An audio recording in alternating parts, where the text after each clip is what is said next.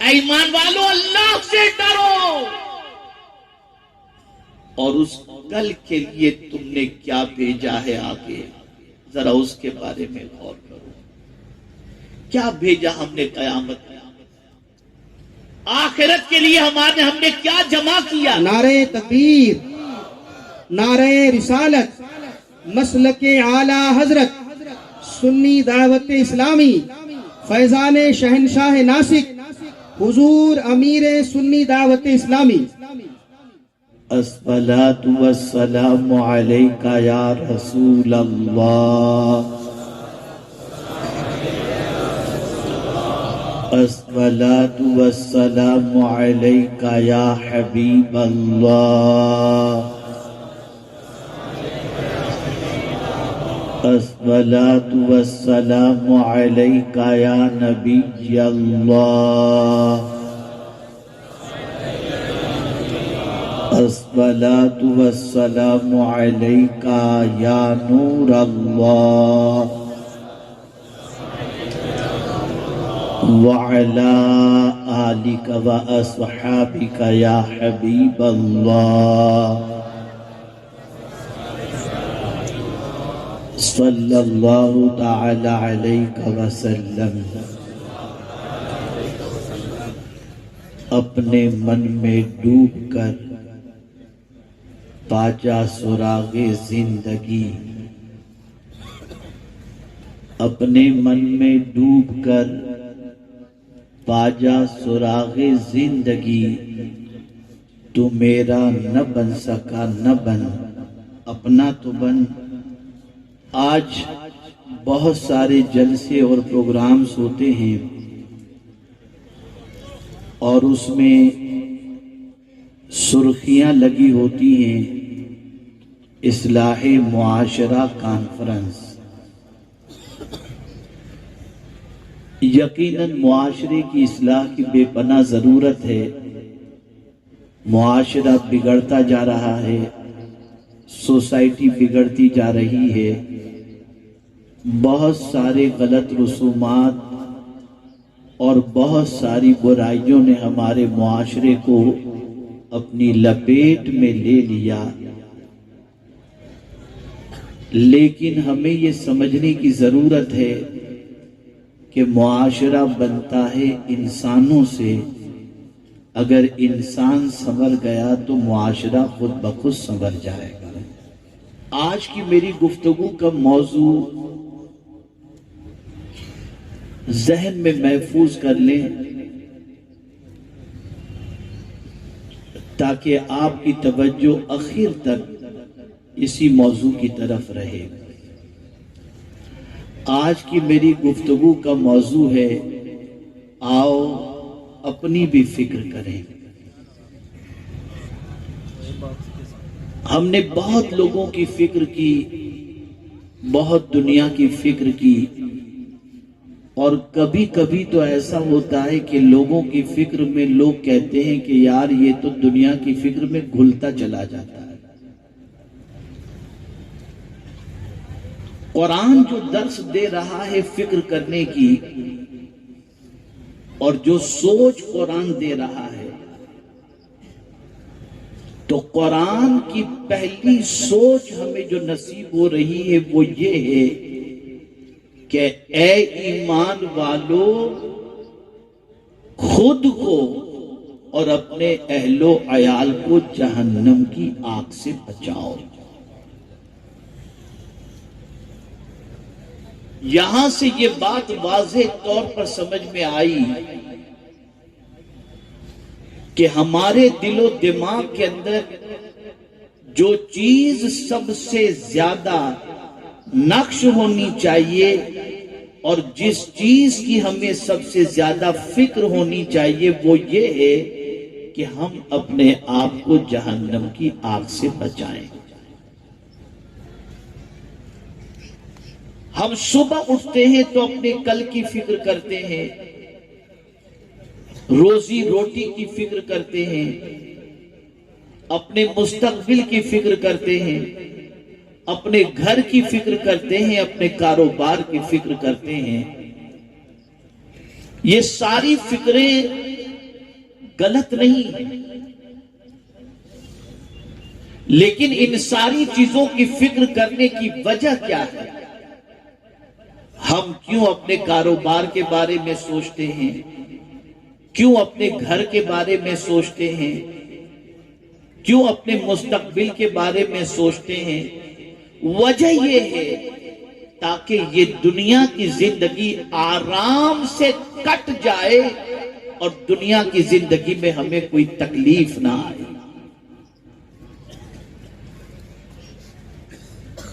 لیکن قرآن یہ سوچ دے رہا ہے کہ تمہیں نہیں معلوم کہ تمہاری زندگی کتنی ہے،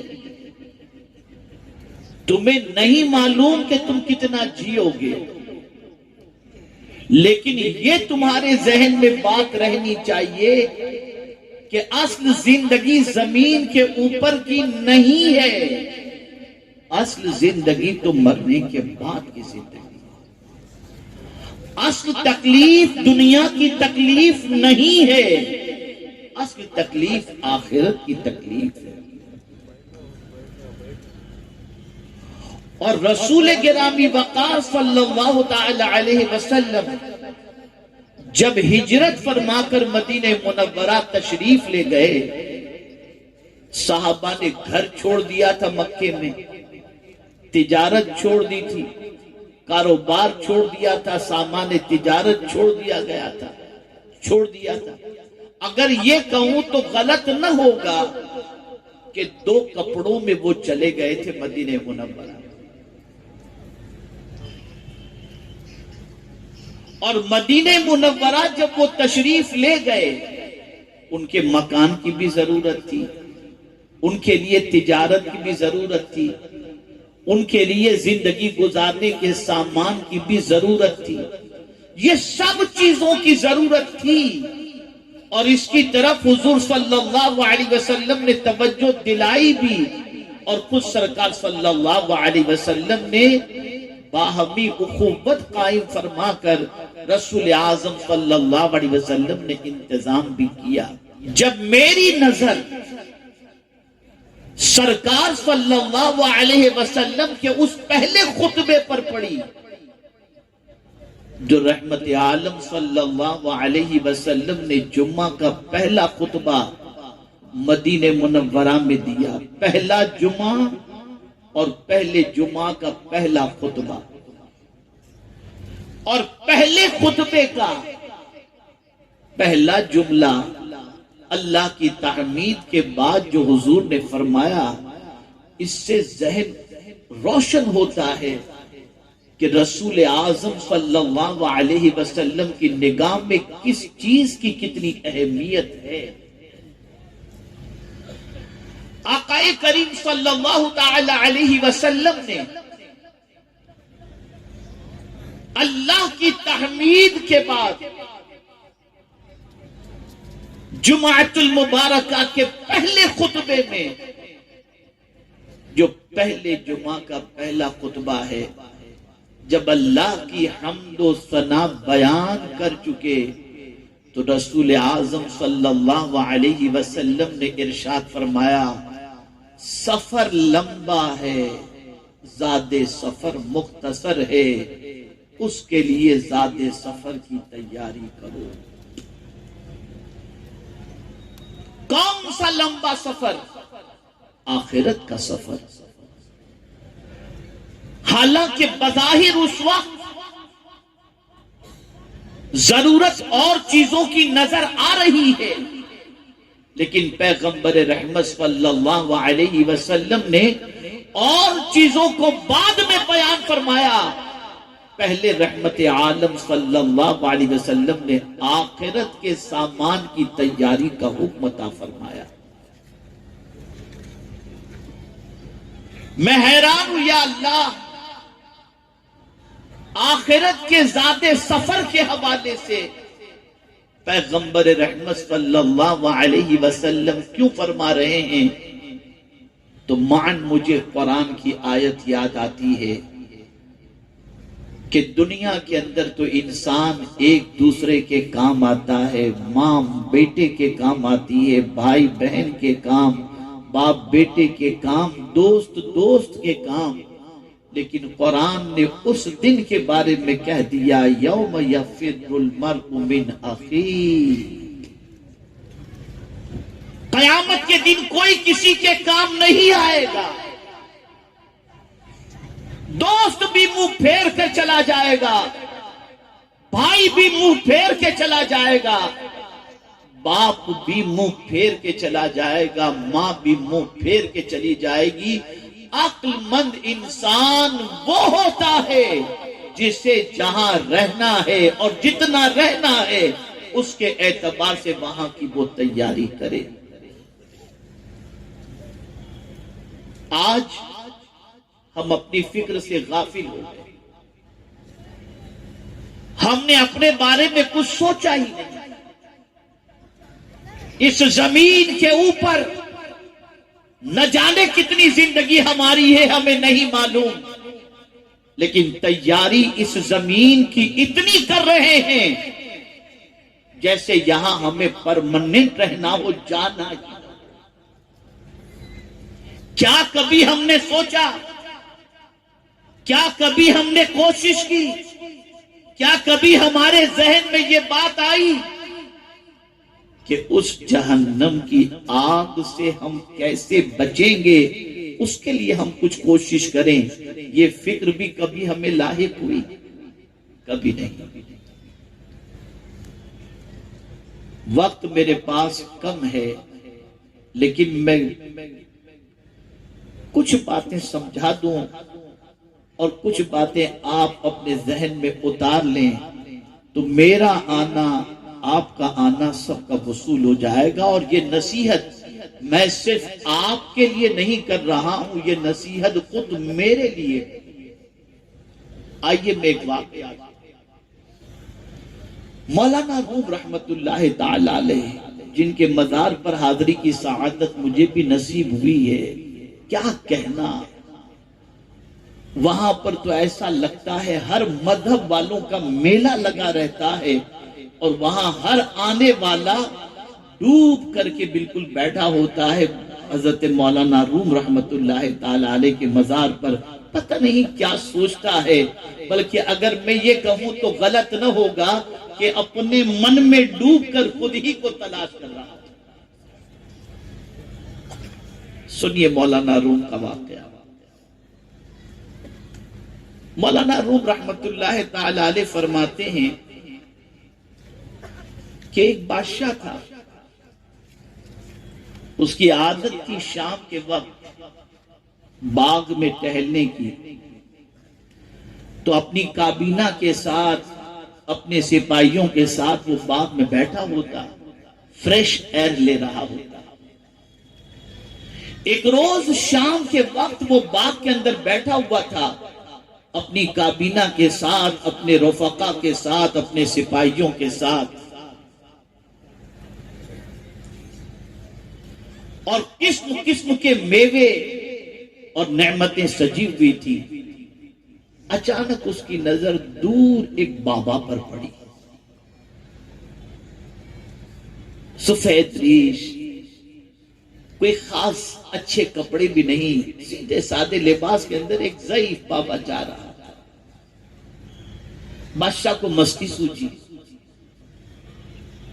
بادشاہ نے سوچا تھوڑا سا کچھ ہنسی مذاق ہو جائے، تو کہا جاؤ جا کے بابا کو لے آؤ۔ سپاہی فوراً اٹھا گیا، بابا کو پکڑ کے لے، بابا چلو بادشاہ بلا رہا ہے۔ بابا بیچارے سیدھے سادے آ گئے۔ بادشاہ نے بابا کو بلا کر کے اپنی جیب سے ایک لال رومال نکالا اور بابا سے کہتا ہے دیکھو یہ میرے سپاہی اور میری کابینہ کے وزراء وغیرہ سب بیٹھے ہیں، ان میں سے جو تمہیں سب سے زیادہ بے وقوف نظر آتا ہو نا، اسے یہ لال رومال دے دینا۔ اب چونکہ مستی سوجی تھی نا اس کو، اب وہ کسی کو بابا دیتا، سب ہنستے اور پھر مزہ آتا۔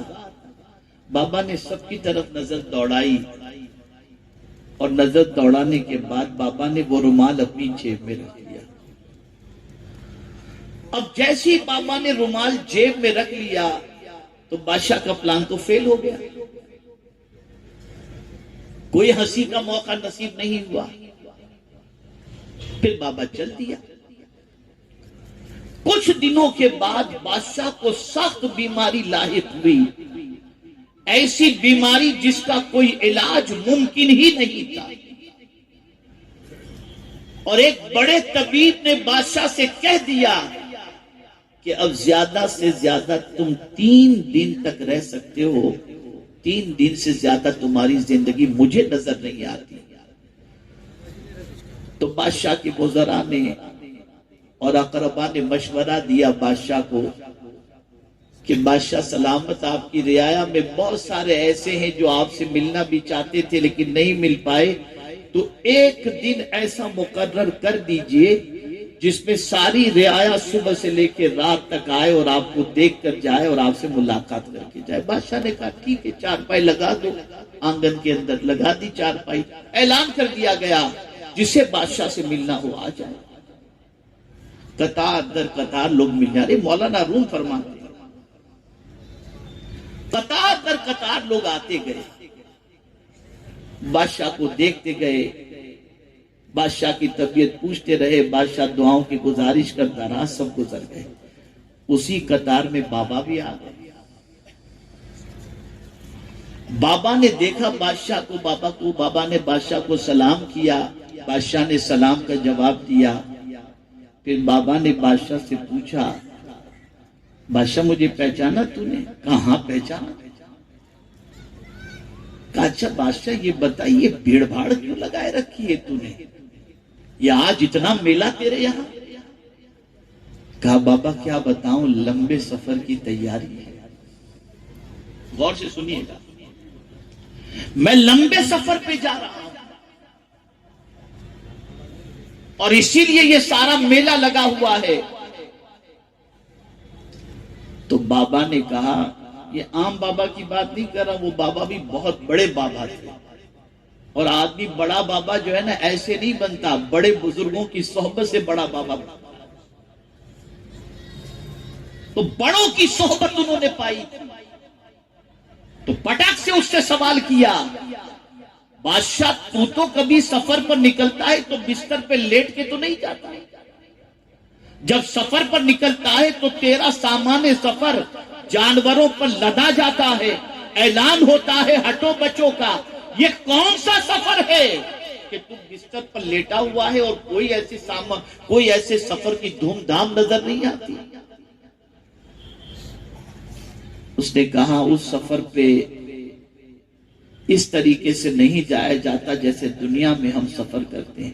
کہا اچھا بادشاہ یہ بتا تو جب دنیا میں کہیں سفر کرتا تھا تو جہاں کا تو سفر کرتا تھا وہاں کا پہلے تو انتظام کرتا تھا، اب تو جا رہا ہے لمبے سفر پر جیسا کہ تو کہہ رہا ہے، اور یہ بھی تو بتا رہا ہے کہ طبیب نے کہہ دیا ہے کہ تیری زندگی کی مدت صرف 2 دن 3 دن باقی رہ گئی ہے اور تو آخرت کے سفر کے لیے جا رہا ہے۔ بادشاہ یہ تو بتا تو نے اس سفر کی بھی کوئی تیاری کی ہے، وہاں کے لیے بھی کچھ بھیج کے تو رکھا ہے؟ بادشاہ نے جب یہ سنا اس کی آنکھوں سے ساون بھادو کی طرح آنسو نکل گئے، رونے لگا بادشاہ۔ کہا یہی تو میری غلطی ہے کہ جہاں رہنا نہیں تھا وہاں کے لیے تیاری کیا، اور جہاں جانا تھا وہاں کے لیے کوئی تیاری نہیں۔ بادشاہ کے لیے اس بابا نے جیب سے وہ لال رومال نکالا اور کہا بادشاہ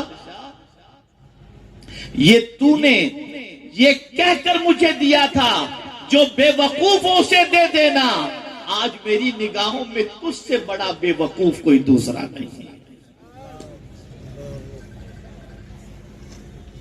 اے رسول اعظم صلی اللہ علیہ وسلم کے دیوانوں، اپنے لیے ذات سفر کا انتظام کریں، ہم آخرت کی تیاری کریں۔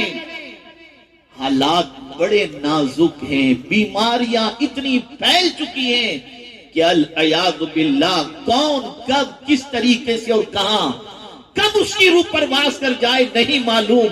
آج اللہ نے وقت دیا ہے تو اپنا خیال کریں، اپنا احتساب کریں، اپنی فکر کریں اور آخرت کی تیاری کے اندر زندگی کے لمحات گزاریں۔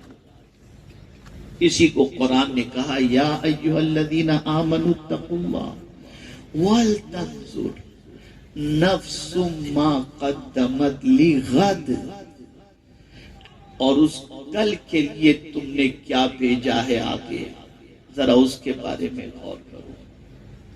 کیا بھیجا ہم نے قیامت میں، آخرت کے لیے ہم نے کیا جمع کیا ہے، ہم نے اس دنیا سے آخرت کے اندر کیا بھیجا ہے۔ مجھے یاد آتا ہے حضرت ابو ذر غفاری رضی اللہ تعالی عنہ جو عظیم زاہد صحابی رسول تھے، اللہ اکبر، مال غنیمت میں انہیں بہت کچھ ملا تھا۔ ایک صحابی جب ملنے ان سے گئے تو دیکھا گھر میں کچھ بھی نہیں،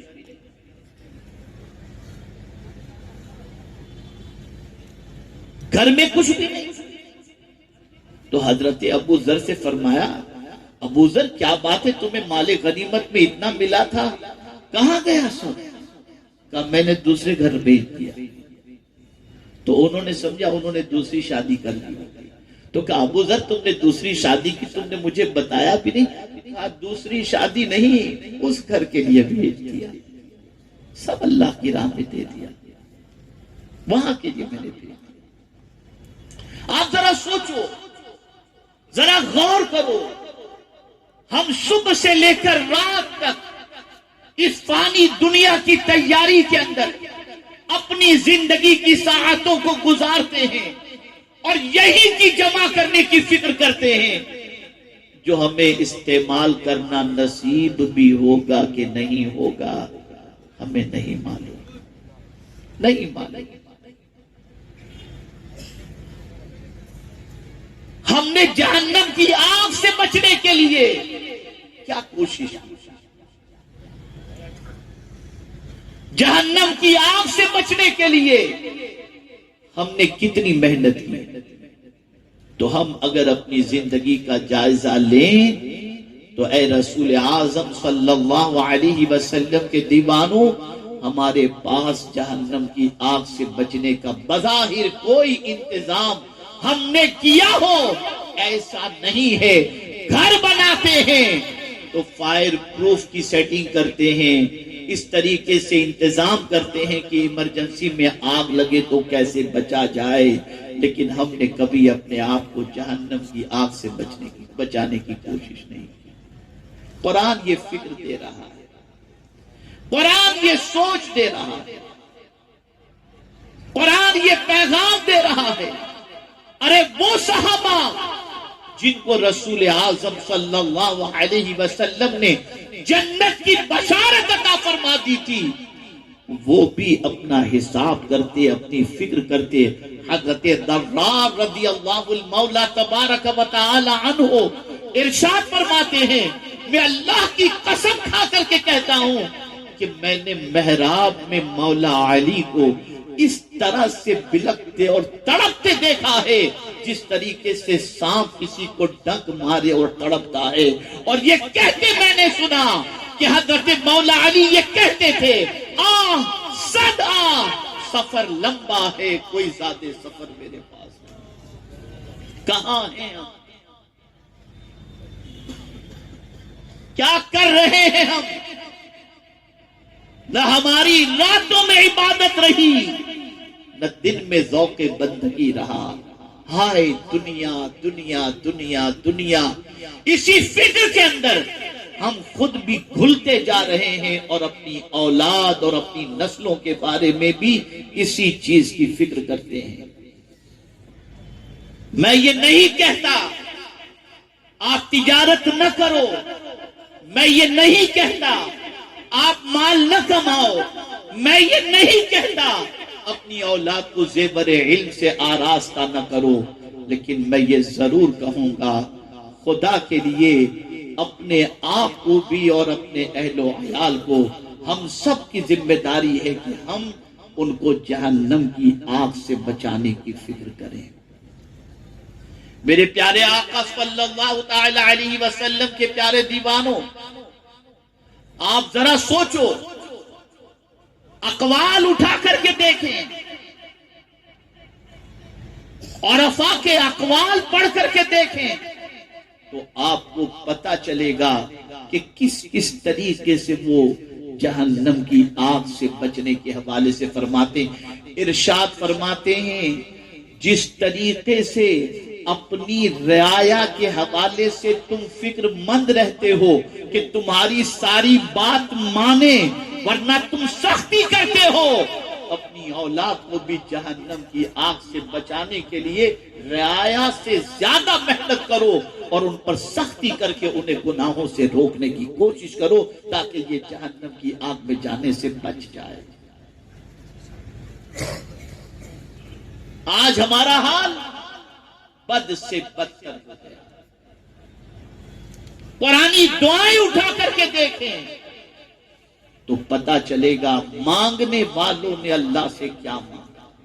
وہ دعا جس کے بارے میں حضور صلی اللہ علیہ وسلم یہ ارشاد فرماتے ہیں، یہ جامع دعا ہے، جس نے یہ دعا کر لی اس نے دنیا آخرت کی نعمتیں مانگ لی۔ اس دعا میں ہم کیا پڑھتے ہیں؟ ربنا آتنا فی الدنیا حسنہ وفی الآخرۃ حسنہ وقنا عذاب النار۔ ہم کو جہنم کی آگ سے بچا۔ ام المؤمنین حضرت عائشہ صدیقہ رضی اللہ تعالی عنہا سے رسول اعظم صلی اللہ علیہ وسلم ارشاد فرماتے، حمیرہ تم سے ہو سکے تو کھجور کی ایک گٹھلی بھی صدقہ دے کر خود کو جہنم کی آگ سے بچا۔ کیا سمجھا؟ احادیث کے اندر اور قرآن مقدس کے اندر صدقے کی بے پناہ فضیلت بیان کی گئی اور حضور صلی اللہ علیہ وسلم نے ارشاد فرمایا، صدقہ اللہ کے غضب کو ٹھنڈا کر دیتا ہے، بری موت سے بچاتا ہے۔ میرے پیارے آقا صلی اللہ تعالی علیہ وسلم کے پیارے دیوانوں، آج ہم کو اپنا احتساب کرنا ہے، آج ہمیں اپنی فکر کرنی ہے، آج ہمیں اپنا جائزہ لینا ہے۔ جس دن کوئی کام نہیں آئے گا اس دن ہمیں کیا چیز کام آئے گی؟ یقیناً مدینے کے تاجدار ارواحنا فداہ صلی اللہ تعالی علیہ وسلم شفاعت فرمائیں گے، اس سے کوئی انکار نہیں۔ لیکن آپ یاد رکھیں، اس سے پہلے کسی جگہ پر میں نے یہ بات عرض کی تھی، موضوع کی مناسبت سے پھر میں یہ عرض کر دیتا ہوں، شاید یہاں کچھ لوگ ایسے ہوں جو یہ بات پہلی بار سنتے ہوں۔ دیکھیے، صفائی کی 3 قسمیں ہیں۔ آئینہ ہوتا ہے، آئینے کی صفائی کا طریقہ جدا ہے، اس لیے کہ آئینے پر گرد و غبار لگا ہو تو ہم اس کو صاف کرنے کے لیے ایک ٹیشو سے صرف ایسے کھینچ لیتے ہیں تو آئینہ صاف ہو جاتا ہے۔ لیکن اگر کپڑا گندا ہو جائے تو ٹیشو سے ہم اسے صاف نہیں کر سکتے، اسے صابن سے واشنگ مشین میں ڈال کر یا کٹ کر کیسے گھس کر کے اس میں سے میل کچیل نکالنا پڑتا ہے۔ یہ دوسرا طریقہ صفائی کا۔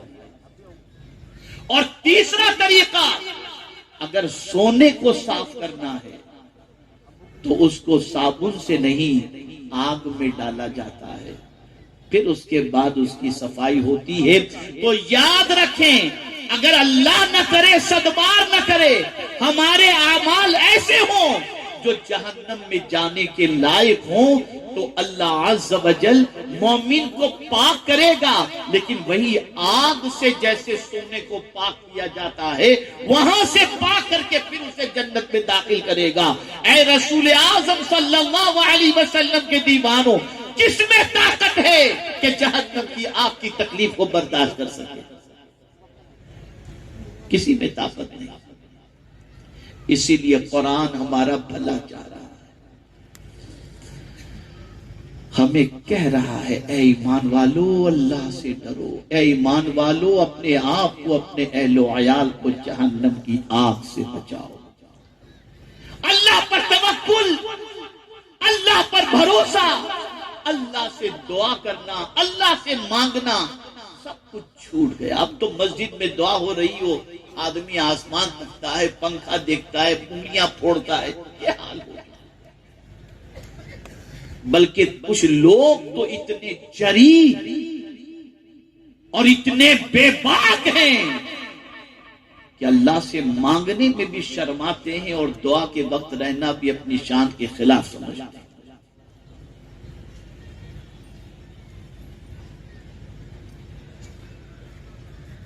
اے رسول اعظم صلی اللہ علیہ وسلم کے دیوانوں، میں صرف اللہ سے مانگنے کے حوالے سے ایک واقعہ آپ کے سامنے عرض کروں، ایمان تازہ ہو جائے گا۔ سیدنا فاروق اعظم رضی اللہ تعالی عنہ کا دور پاک ہے۔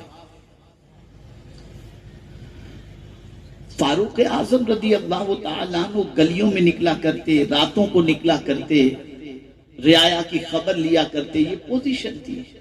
نکلے ایک بار راستے سے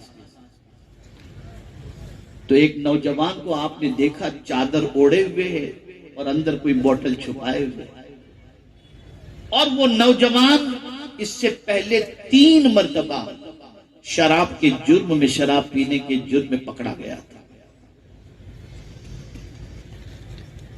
اور فاروق اعظم رضی اللہ المولا تبارک و تعالی عنہ نے اسے تنبیہ فرمائی تھی کہ اب آئندہ پکڑا گیا تو تجھے جیل میں ڈال دیں گے۔ اب وہ آ گیا سامنے، شال پہنے ہوئے، اندر بوتل ہے اور وہ بھی شراب کی بوتل۔ فاروق اعظم رضی اللہ تعالیٰ عنہ نے فرمایا کیا ہے اس کے اندر؟ ڈر گیا، گھبرا گیا۔ فاروق اعظم جلال کے اندر فرماتے ہیں، کون فاروق اعظم جن کے بارے میں حضور فرماتے ہیں کہ عمر جس راستے سے نکلتا ہے شیطان وہ راستہ بھی چھوڑ دیتا ہے، وہ سیدنا فاروق اعظم نے فرمایا کیا ہے اس کے اندر؟ بتا، کہ نہیں حضور دودھ ہے، دودھ ہے اس کے اندر۔ تھا شراب، تھی شراب، جھوٹ حضور دودھ ہے اس کے اندر۔ کہ دودھ ہے، بتا کیا ہے؟ دودھ ہے، بتا مجھے۔ کہ نہیں حضور دودھ ہے اس کے اندر، دودھ ہے۔ فاروق اعظم جلال میں آ کر فرماتے ہیں اس کی شال جیسی گھسیٹی آپ نے، وہ گھبرا گیا کہ اب تو میرا راز کھل جائے گا اور جیل جانا پڑے گا، اس لیے کہ اس میں شراب تھی۔ لیکن جیسے ہی فاروق اعظم نے چادر گھسیٹی، اس نے دل ہی دل میں اللہ کی بارگاہ میں توبہ کرتے ہوئے عرض کیا میرے کریم اگر میرا یہ راز کھل گیا تو میں جیل میں چلا جاؤں گا، میں تجھ سے وعدہ کرتا ہوں آج کے بعد کبھی شراب نہیں پیوں گا۔ بس فاروق اعظم نے چادر گھسیٹی، وہ بوتل شراب کی گری تو شراب کی بجائے اس میں سے دودھ بہنے لگ گیا، دودھ بہنے لگ گیا۔ اس کی آنکھوں سے آنسو جاری ہو گئے۔ فاروق اعظم نے فرمایا مجھے معاف کر دے، مجھے تو قرآن نے منع کیا ہے وَلَا تَجَسَّسُوا، ٹوہ میں نہ لگے رہو، میں ٹوہ میں لگا رہا، واقعی اس کے اندر تو نے بتایا دودھ تھا، مجھ سے پیسے لے لے، تو بچوں کے لیے دودھ لے کر جا رہا ہوگا اور تیرا یہ دودھ مجھ سے گر گیا اور تیری بوتل ٹوٹ گئی۔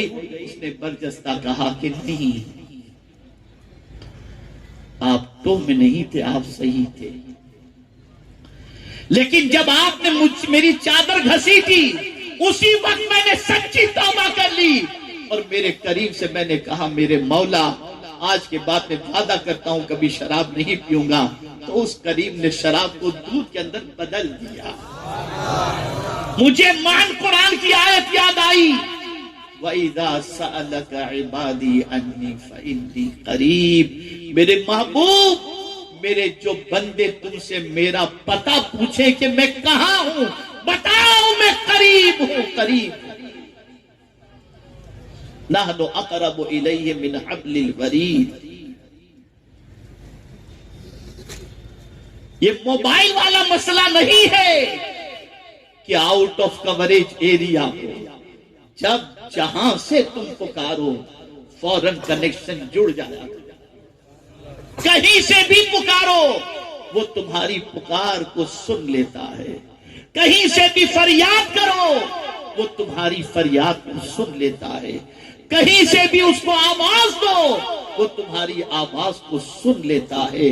افسوس، 100,000 افسوس، اتنا عظیم پروردگار وہ رب قدیر جو رحمان الرحیم ہے، ہم اس سے نہ صلح کرنے کے لیے تیار ہیں اور نہ اس کی بات ماننے کو تیار ہیں، نہ اس کے فرمان پر عمل کرنے کے لیے تیار.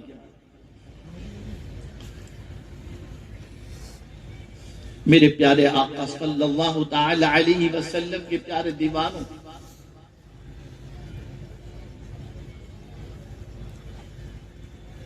آدمی حرام کی طرف بڑھتا ہے،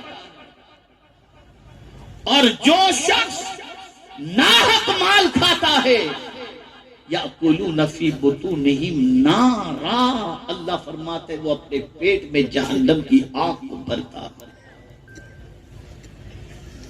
آج روزی کی تنگی کی وجہ سے، بہت جلدی مالدار ہونے کی نیت کی وجہ سے اور شوق کی وجہ سے انسان نہ جانے کس کس طریقے سے اصول زر کی طرف جاتا ہے. سنو حضرت حبیب عجمی رضی اللہ تعالیٰ عنہ کا واقعہ.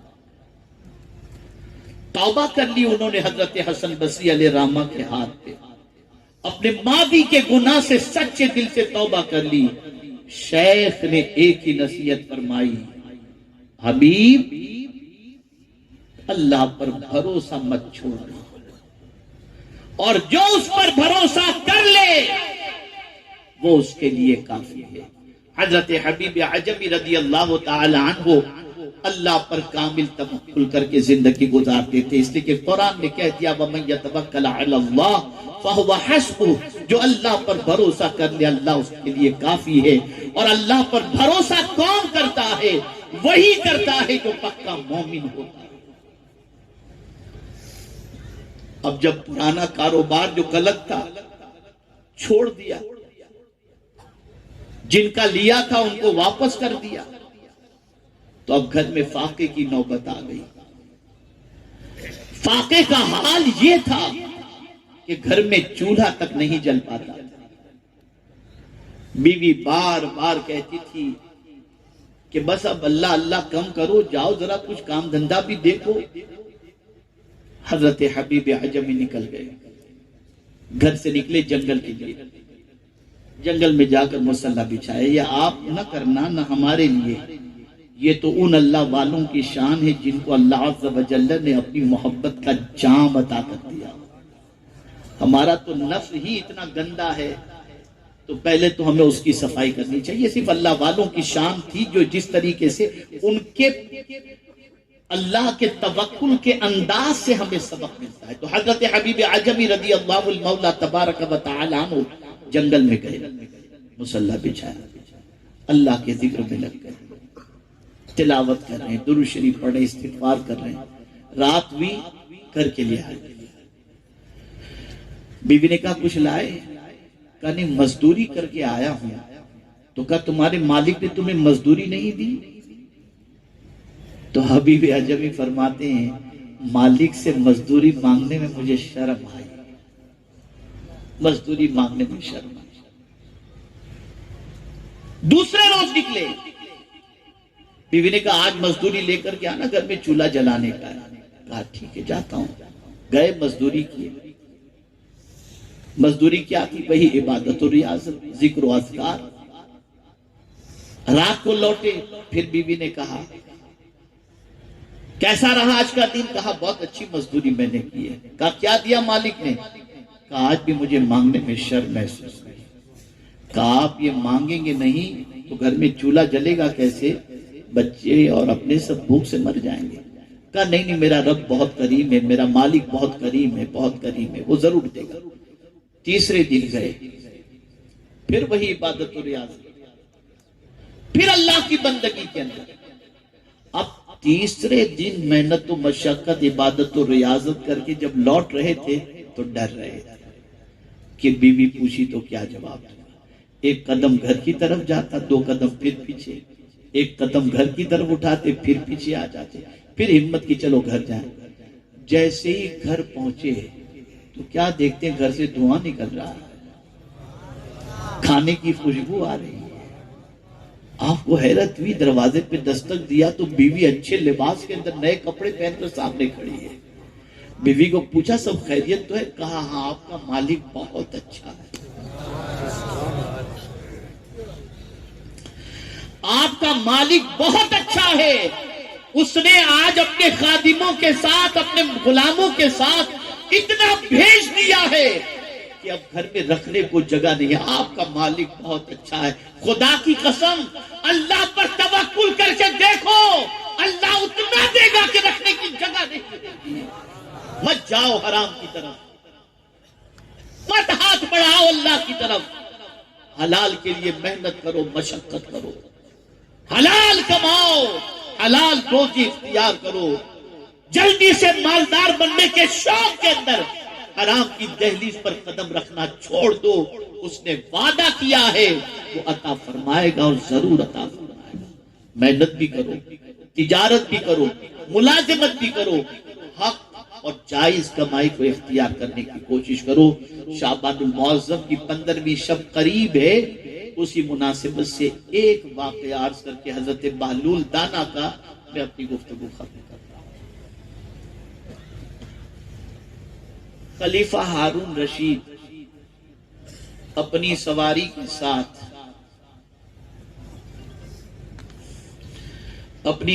کے ساتھ جا رہا تھا۔ کیا دیکھتا ہے، بازار میں بہلول دانا بیٹھے ہوئے ہیں اور لکیریں کھینچ رہے ہیں۔ خلیفہ ہارون رشید نے جب دیکھا تو کہا بہلول کیا ہو رہا ہے یہ سب؟